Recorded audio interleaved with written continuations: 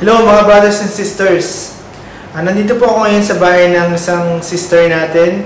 Bagong member po siya ng SFC. Nag-graduate po siya nitong June sa CLP.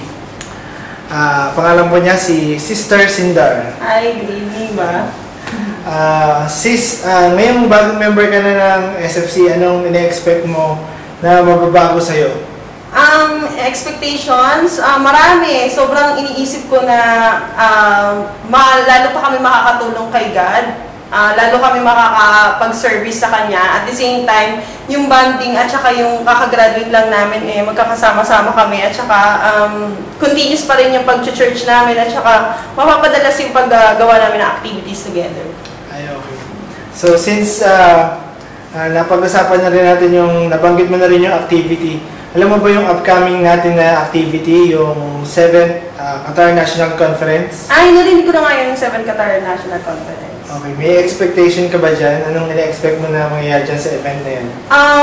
Oo, sobrang excited ako. At saka, ina-expect talaga na lahat ng mga members at saka yung mga bagong graduates, makaka-attend dito sa Qatar National Conference. At saka, ang saya-saya ko kasi nakapag-register na ako kaagad. Ay, okay, very good. Okay, so mga brothers and sisters, kung hindi pa kayo nag-register, mag-register na po kayo. Kontakin nyo lang po yung ating secretariat, si Sister Ferlyn, o kaya si Brother Jess. Okay, ako po si Richie Escondo para sa upcoming Qatar National Conference. Thank you.